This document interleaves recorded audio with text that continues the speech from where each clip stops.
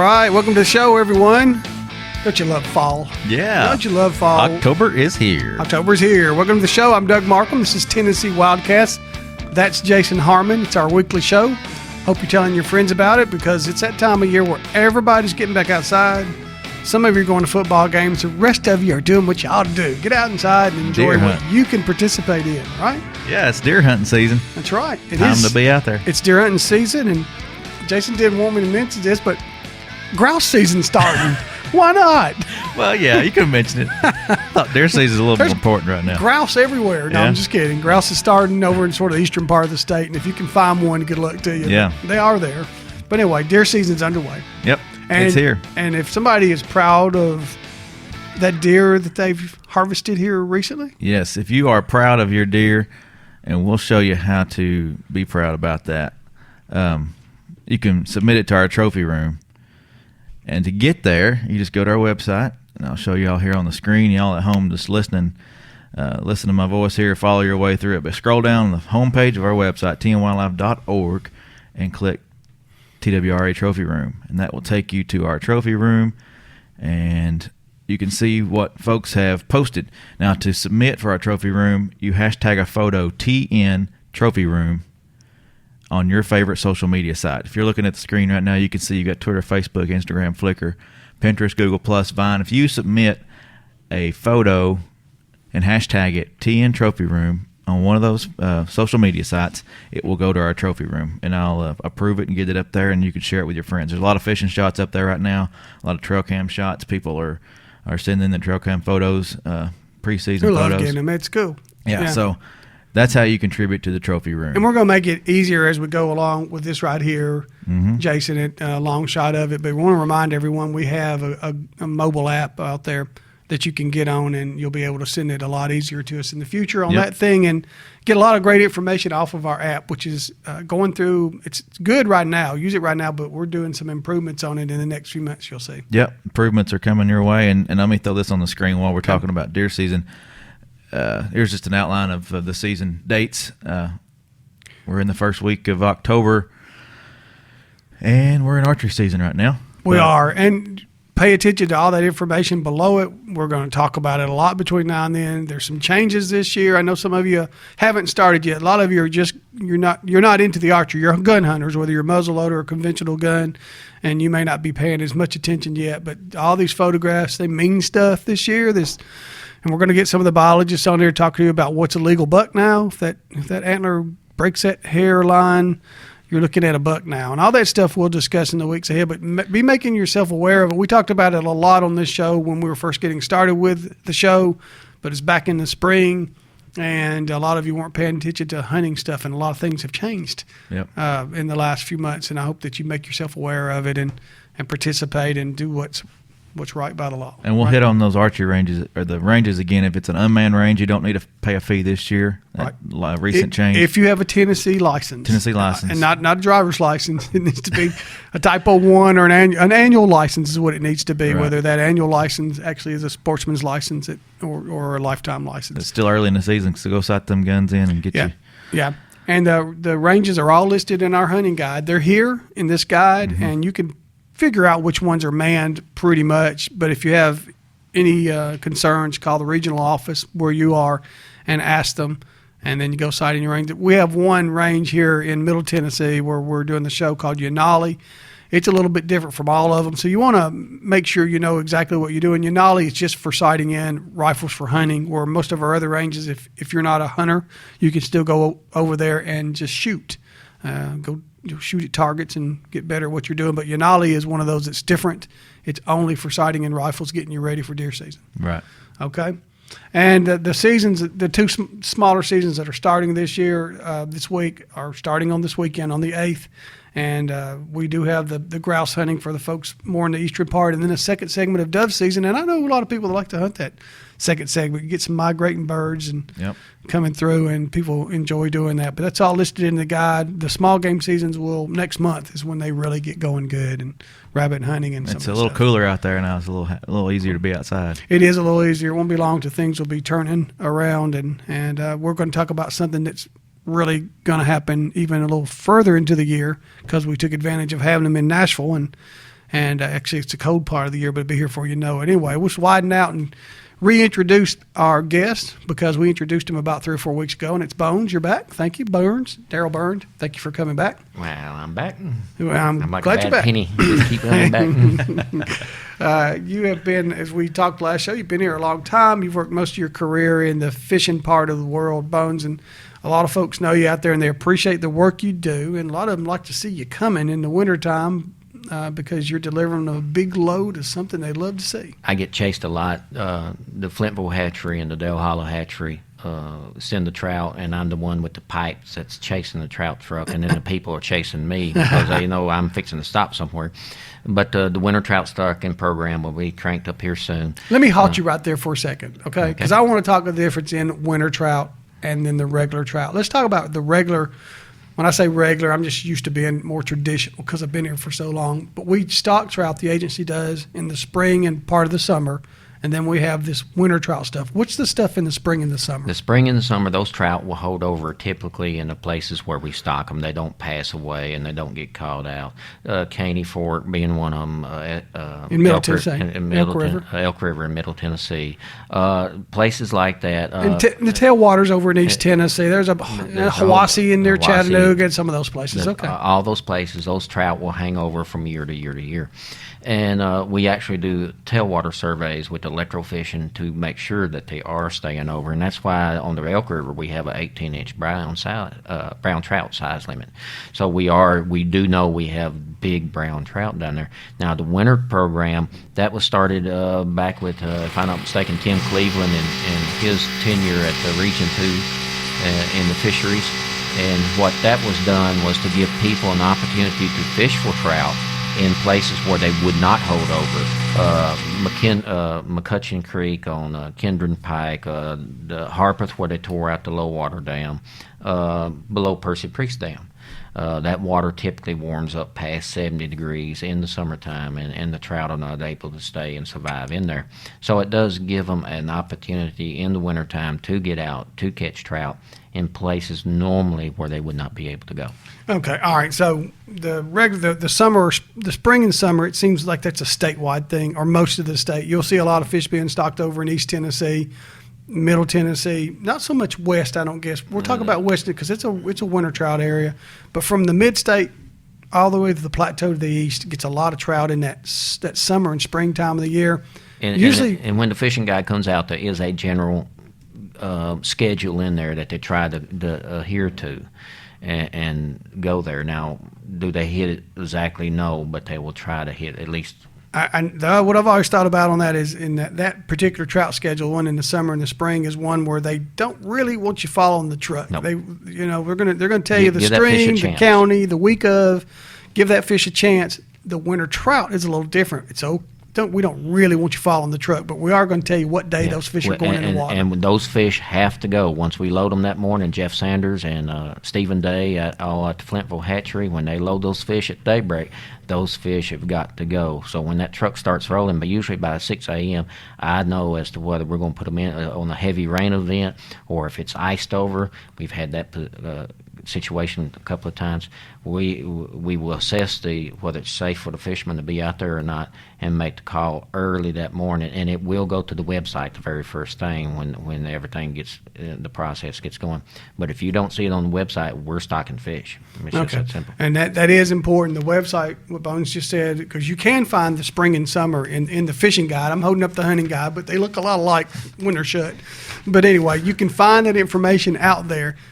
The winter stocking, though, is going to be on the website. It's on the website. Not in the guide. It's not in the guide. It comes out, and it's on the website, and we'll do several news releases on there. We will. And blast it out, and we stick to that schedule. We can't vary from it.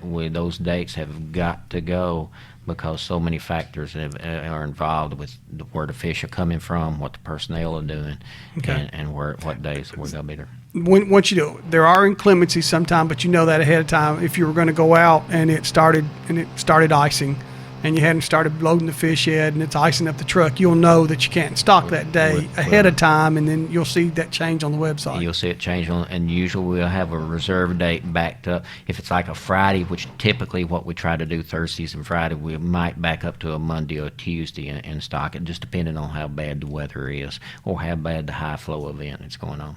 Okay. All right.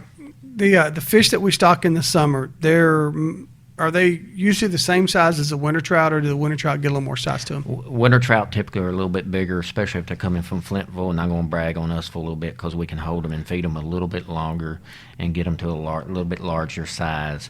They're doing a real good job in that vicinity of Flintville down there of trying to get the fish a little bit bigger and make the fishermen a little bit happier. Dale Holla, not trying to badmouth. They're the National Hatchery. The National Hatchery. They're a little bit different schedule, and their fish typically are not as large as our fish are. Okay, well, they're really turning it over at National. Yep. It's a hatchery. They're going for numbers. And Flintville is a hatchery down in Lincoln County in southern Middle Tennessee. It's going outside. We always think of, those who have been at the agency forever, think of the regions as having a certain line, where that region is and the next. But Flintville, the truck doesn't know about those lines so much. It crosses over and stocks fish all over the place. Well, there's one typical trip that Jeff Sanders does. I've loaded him right at daybreak at 6 in the morning, and it's a 4.5-hour drive to Memphis in that trout truck, and then he dumps the trout and then 4.5 hours back. So you're looking at a long day just driving. And those Flintville trucks, like you said, just recently they was up at Tellico Hatchery doing a trout shuttling up there. And so those trucks travel everywhere in the state. All right, we're telling you earlier than it's going to be another probably 3 or 4 weeks before the schedule gets out on our website. But we want to get you thinking about it because it will be out there. We're gonna stock those fish again, and so be making plans to go. And if you can take off during the week, more power to you, because there are some of these sites I go to, Bones, that I've gone and taken photographs of all you guys doing the hard work where hardly anybody was there. You go to others and the bank's full of folks. I don't know why that is. You go to one and they're not there, but they're there on the weekends. They show up on the weekends in large numbers. Typically, some of our lower turnout sites is Dixon with J.D. Buckner Park, Kingston Springs, which is a smaller pond that we stock. Duck River and Shelbyville depends on what the weather is on it. Lewisburg has a big turnout. Percy Priest Dam usually has a large turnout with it.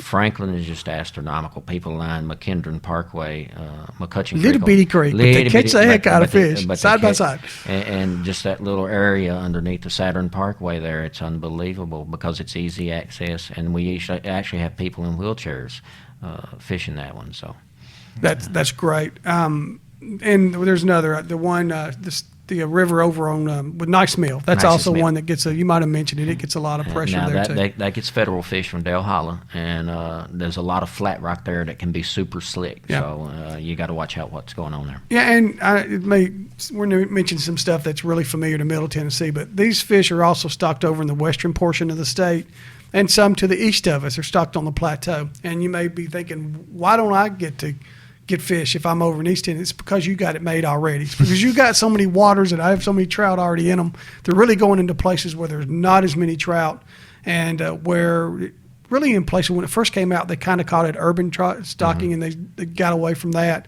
But it is in bodies of water that are closer to pretty big centers with people in them. Well, downtown Nashville, Shelby Park, Right. The pond down there, And that's a great. I mean, people love it. They love it. They turn out for that one. So, and that's right from the stone's throw from the stadium there. What do you see people use? If they're watching and they say, "Man, I sure would like to get on some of that winter trout action instead of sitting on the couch all day today." Typically, I've seen everything from corn to rooster tails, but you got to understand these fish have just left the raceway. They're used to that pellet food floating down the raceway. So you want to get something, a trout magnet, not trying to promote them or nothing. But I love them. It's okay. I just want to explain them a little bit more. Yeah, but something like that looks like a pellet, they're going to hit because that's what they're used to. Mm-hmm. That trout food is what they've been hitting on. And then they will hit that spinner, though, after a few days. I've After watched the guys below dams, after those fish acclimate, some use those little spinners, their MEPs or their MEP spinners or ABUs. ABUs. Yeah. they'll hit them those age things. now. But the what? Tell them my age now, ABUs. Nobody ABUs. knows what ABU. I still I do. That's telling my age too. But they're still great. They're still great baits, and I think I still got Tom Mann fishing worms around somewhere. they probably work. But you can go to any store that sells trout stuff, and you can buy. You can go to any grocery store and buy corn and put it on a little hook about a number 6. If you don't know what that is, it's a small hook, small split shot. Don't put something on that big. Light line, 6-pound test, and throw it on the bottom. And when something jerks it, pull. See, that's all it is. That's what always amazed me as a creel clerk. I'd pull up on these people, and they'd have a cricket, they have a little split shot, and they have a float about that big, and they said, "I ain't caught a thing all day long." That fish probably been going like this. That's all they- That thing's not moving. And it's all part of just getting just stay light. And when you go to a store, if you go to one where they have folks that work every day in a sports store, ask them or you can go online and My motto in and find life out. is KISS, keep it simple, stupid. yeah, Okay. exactly. And- Light line. Don't have to be expensive rod and Don't have to be reel. expensive. You can go to Walmart and get one of them 1995 Zepco 303s and have the field day with it. You can. And, Just get one of them or with even light a line on cane it, pole, not 12 yeah, pound. Yeah, or even a cane pole. I've seen them being used out there, and it's amazing what they can do with them. Yeah, and there's something called salmon eggs. They like those. They salmon look eggs. enough like those pellets, salmon eggs that are sold in those stores. But corn and salmon eggs. And get if the done. water's flowing, these fish, once again, have come out of that raceway. They're used to head up that raceway, so same thing. They're going to be heading upstream. You got a photo of the raceway on there. I want to kind of show folks what a race. When we say a raceway, what it is. Yeah. And That's Talladega, where they go in there and turn left off. the- you all know about that. We might make the rest of the show about your trips to Talladega. No, we won't. All right, this is inside Flintville Hatchery. Just a shot of inside Flintville Hatchery. This is where the guys down there raise the fish or start raising fish when they're little bitty, right? When they're little bitty. Now we've got a new addition in this picture here, where the UTVs in the back there at the garage door. There is a great big 24-foot round tank. Oh, I didn't know that. And Okay. we're raising them all sizes in there, and we're putting about 50 gallons of water through there a minute. And Stephen has those fish growing. and Stephen Day, he's the manager down there, hatchery right? manager down there. Him and Jeff Sanders and the others have got those fish growing all year long inside the tank. Do we have one or two other, not the federal hatcheries, but does the agency have one or two other cold water hatcheries across the state? We do. Let's see. I'm trying to think. Teleco is one of them. Teleco, I've been and there. Then, what's the other They one? raise brook trout at Teleco, I think. Yeah, I have. That's what the Travis has been working on. Travis Scott. That's what he's been working on up there.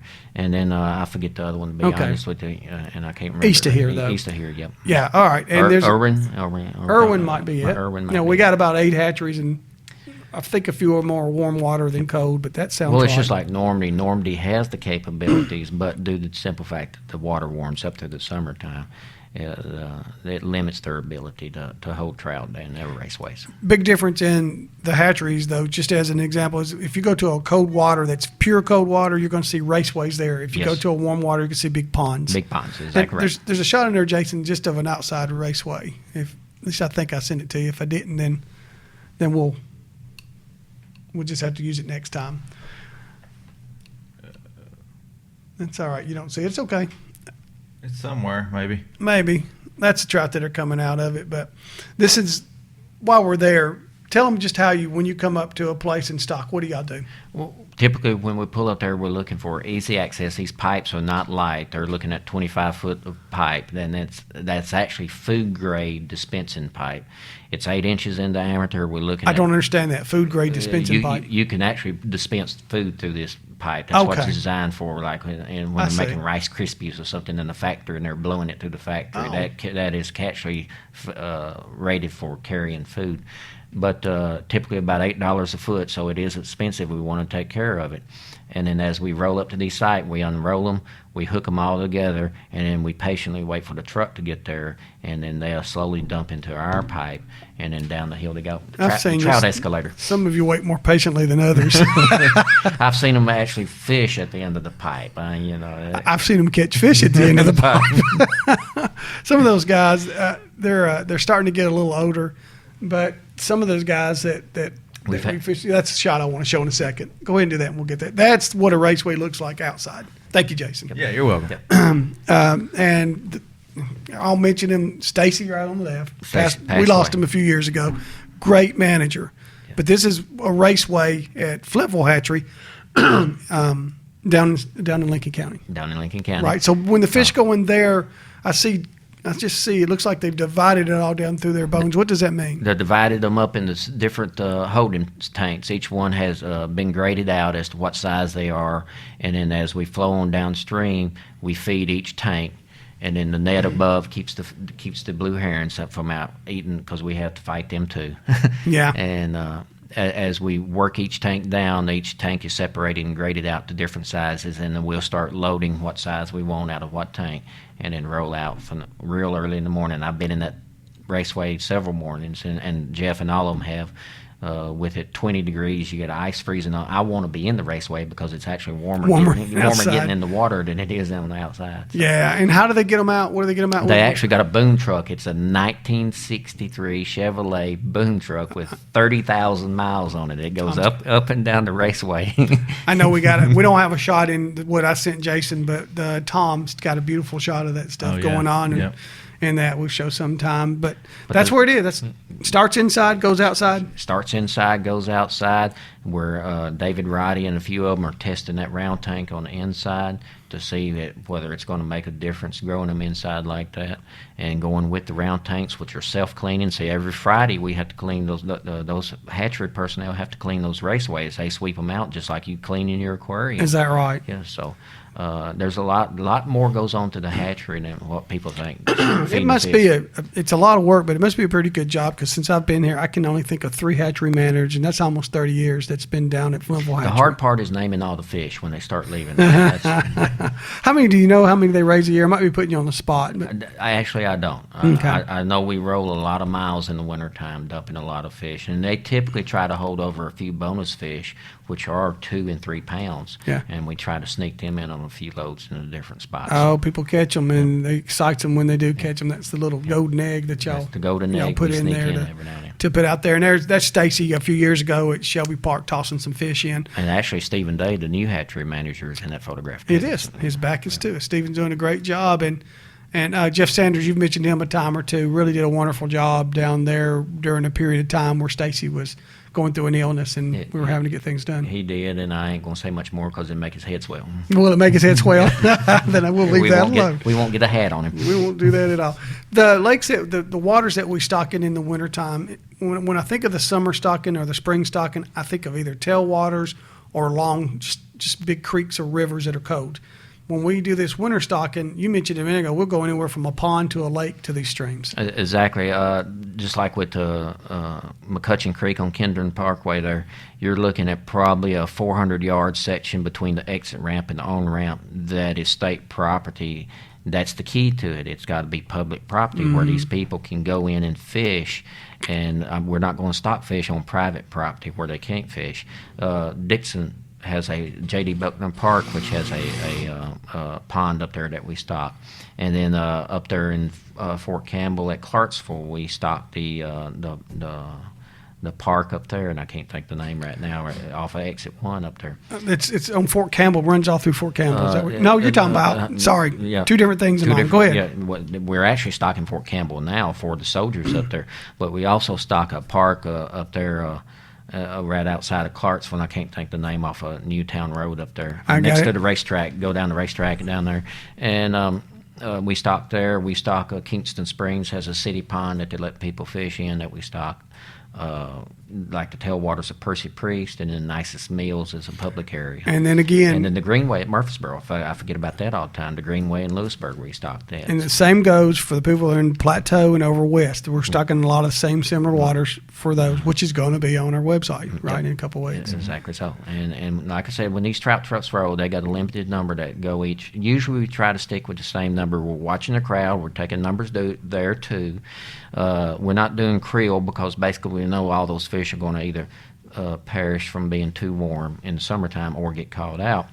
Now, there has been a few instances where trout has held over in the Harpeth because they found a spring around that low water dam, and they was able to survive the summer months. You never know with fish. I was fishing below Cheatham Dam. That's in Middle Tennessee. Big tailwater.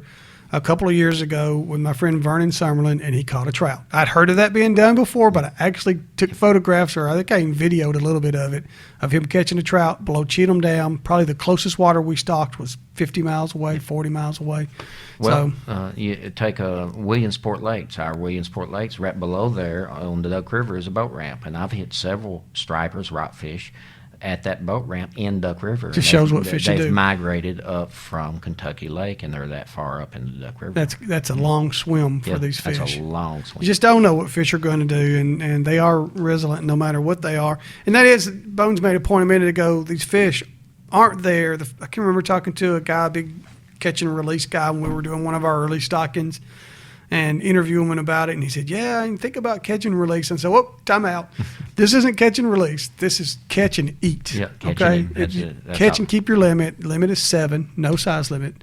And they're not going to survive. They're not going to survive. So you might except as well for that rare fish, like you said. For that finds rare its prey. holdover there, where there's life, where there's a way, there's life. So that rare fish is going to hang over, and but other than that, he's not. And a perfect thing to take Tucker to. Yeah. Jason, this is when they stock out there's a lot of activity. Mm-hmm. If you did, I have seen the fish though, someday Bones, where they don't bite well. They haven't acclimated that first day, and it's the second day when they bite well. But I'm like you, I've also seen them start biting. I think they got their mouth open coming down that. Coming down the chute. So, and I don't know why that is. Typically, when we load those fish, we don't feed the day before due to the simple fact that we don't want them using the bathroom in the truck. Oh yeah, Mom, I got to stop, and so yeah. we don't stop. So as we roll with that, a lot of ammonia. Yeah. Exactly right. So as we roll down the road, those fish have not been fed from the day before, and they're used to being fed twice a day sometimes. And we go with them being hungry, and once again, it all depends on the weather, the clarity of the water, and things like that. And what are you using for bait? I've seen some guys sit there all day long and not catch anything like you, and then I've seen guys catch them coming out of the pack. Yeah, it's bad when you can't even catch winter trout, but you're not like me, okay? They will bite for you. The group I started talking about, man, I mention them. We call them the Trout Warriors. They're joining away. I didn't send you a photo. I started to. The oldest guy among them was in his 90s and was a tank commander. He was in '94. He was a sergeant command major in World War II. In World War II, and drove his tank on into Berlin, and we lost him last year. Sergeant Major Coots, and Command Sergeant Major Coots. He'd get ill if me. I didn't say it right.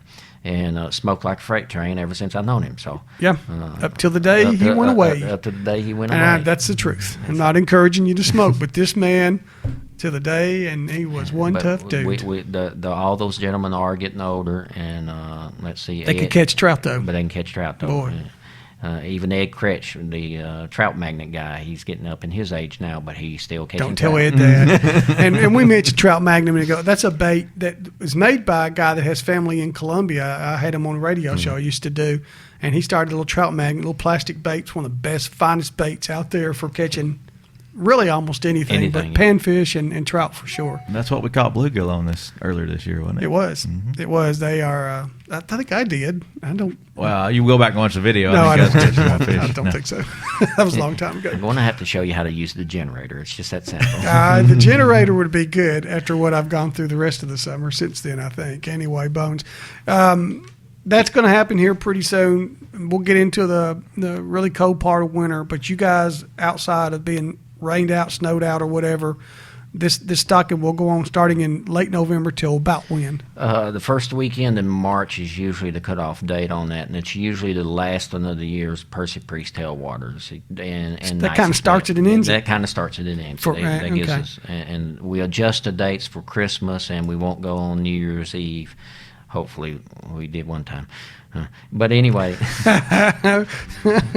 we have to watch out for the holidays in there. I look forward to it. I look forward to seeing all those smiling faces out there and all those happy people. And Janie Wilson is somebody that used to come out there, and we lost her a couple of years ago. And I miss Janie. She'd always bring us coffee and donuts. That's right. Her and Bill. And we miss Janie. And you make and lose friends sometimes in the business. Always make friends wherever I go. There's a trout truck. Oh boy, wee.